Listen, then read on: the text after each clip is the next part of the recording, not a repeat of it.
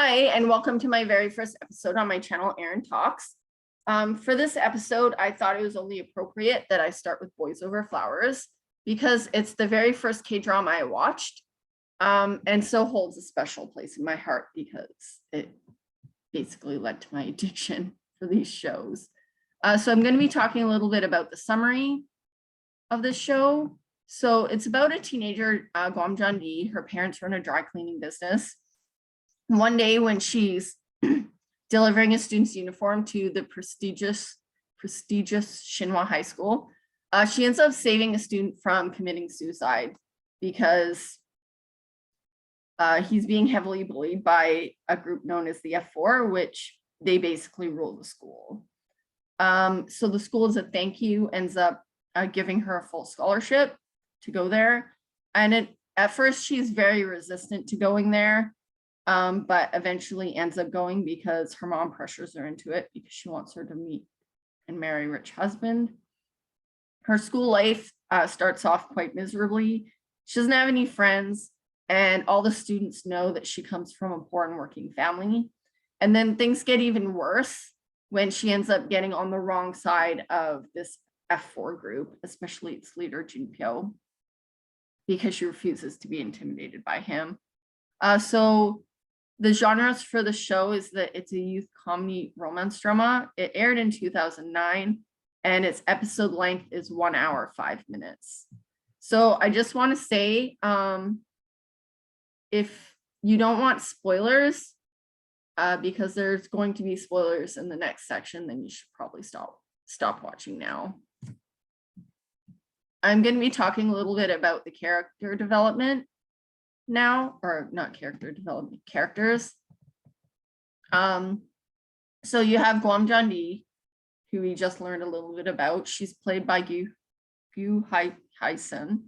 I hope I said that right. So we know she's a dry cleaner's daughter. She ended up getting a scholarship to the prestigious Shinhwa High School when she saved a student.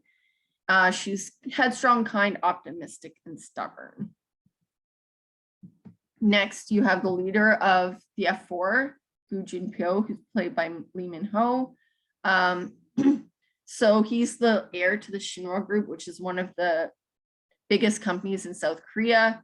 He's hot-tempered and has the belief that there's nothing that money can't buy, or he can't buy. He initially torments John-D when she stands up to him as she isn't intimidated by him. He struggles to express himself, but deep down has a heart of gold, although I don't believe he has a heart of gold. But he does, under Johnny's influence, he does gradually start to change, become a better person once he starts to fall for her. And he's willing to protect her at the expense of his own feelings. Next, you have Yoon Ji-hoo, who's played by Kim Hyun-jun, who's a member. And he's the grandson of a former Korean president. He's calm and gentle. He's an orphan after his parents were killed in a car accident in which he was the only survivor. Because of this, he's developed a fear of driving. John-D initially develops feelings for him first because his musical talent catches her attention. But at that time, he ends up having feelings in a one-sided love for his childhood friend because she helped him get over his social anxiety. And by the time he starts to develop feelings for John-D, she's already starting to develop feelings for Junpyo. So he does confess to her, but she rejects him. But his feelings don't change. They end up staying the same. You have So Yi-jung, another member of the F4. He's played by Kim Bum. And he's a skilled potter. His family owns one of the largest art museums in the country. And after losing his first love, he becomes a womanizer. What's this with men becoming womanizers or playing with women after being hurt by women? Although he eventually starts to change when he develops feelings for Johnny's best friend, Ga Yul. Probably said that right. Next, you have the last member of the F4, who's Song Woo Bin, played by Kim Jun. His family runs one of the largest construction companies in the country. He's also has ties to organized crime.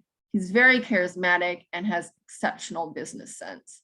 He was hurt by a previous woman in his life, so he tends to fool around with girls. Then you have Cha Ga-eul, who's played by Kim So-yoon. She's John Dee's best friend. She's very loyal and devoted to their friendship, but eventually she starts to develop feelings for So Yoo-jung. So my thoughts on this show, I think it was a good introduction to K-dramas, and I'm sure, I think it's one of the K-dramas that's an introduction for a lot of people. But I didn't like Jin Pyo then, and I don't like him now. I would think I would like him even less now. I have very, very, very low tolerance for bullies, and I will not watch shows where the main character is a bully. I've been known to like drop before an episode is even finished if the main character turns out to be a bully. And even if they later on they end up becoming a better person, I won't watch it.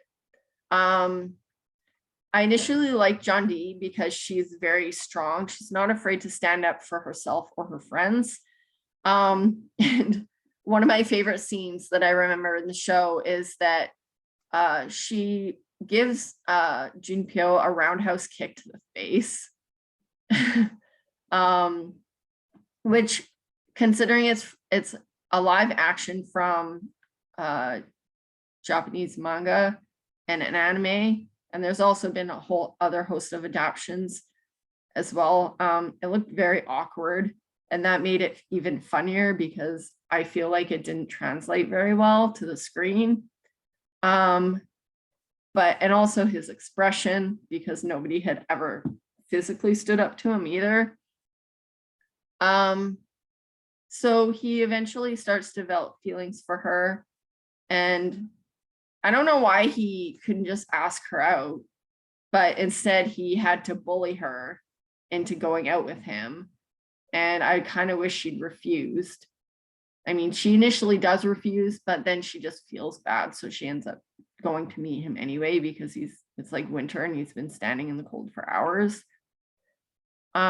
He initially, he does start to change for her, but I don't think his character development is nearly enough.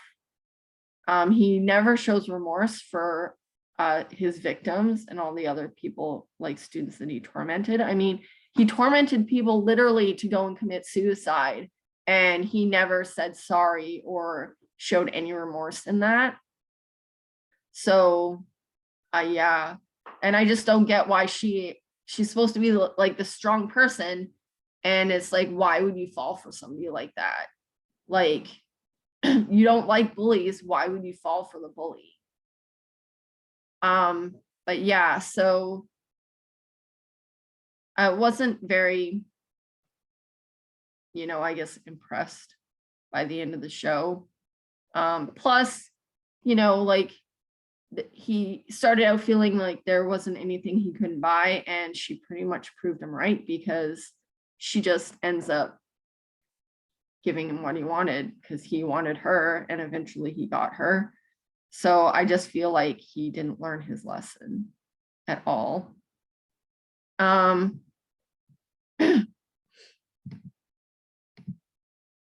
So in my next episode, I'm going to be talking about in episode 2, I'm going to be talking about another K-drama, Stairway to Heaven.